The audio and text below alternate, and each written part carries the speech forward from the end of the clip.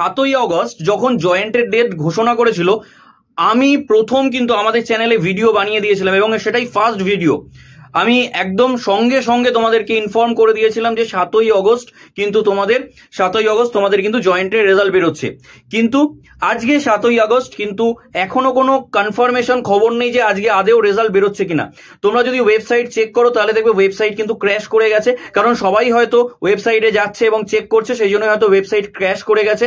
তো এখনো কিন্তু কনফার্মেশন নেই যে আজকেই রেজাল্ট বেরোচ্ছে নাকি কালকে বেরোবে, এখনো কিন্তু এরকম কোনো কনফার্মেশন এখনো আসেনি।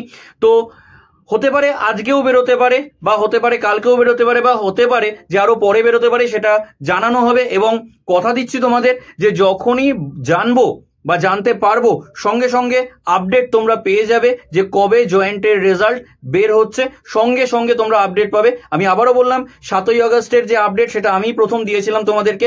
তো এইবারেও কবে হচ্ছে বা আজকে বেরোচ্ছে বা কালকে বেরোচ্ছে বা কবে বেরোচ্ছে সেটা অবশ্যই আমি কিন্তু তোমাদেরকে জানিয়ে দেবো। তো নিশ্চিন্তে থাকো, আমরাও চাইছি যে যাতে তাড়াতাড়ি করে রেজাল্টটা বেরিয়ে যায়, কারণ অনেক দিন হয়ে গেছে, এক্সাম হয়ে গেছে, কিন্তু এখনো রেজাল্টের কোনো আসেনি নোটিফিকেশন বা কিছু। তো চাইছি যে যাতে রেজাল্টটা তাড়াতাড়ি বেরিয়ে যায়, আমরাও সেই বিষয়ে চিন্তিত। তবে হোপ ফর দ্য বেস্ট, কোনো টেনশন করো না, চিন্তা করো না, আশা করা যায় যে রেজাল্ট অবশ্যই ওনারাও ভাববেন যাতে তাড়াতাড়ি করে ডিক্লেয়ার করে দেওয়া যায়। তো তোমরাও কমেন্ট সেকশনে জানিও যে কে কে ওয়েবসাইট চেক করেছো, তো অবশ্যই সেটা কমেন্ট করে আমাদের জানাও। আর আবারও বললাম, আমি প্রথম তোমাদের আপডেট দিয়ে দেবো, কোনো চিন্তা করো না। Thank you, tata.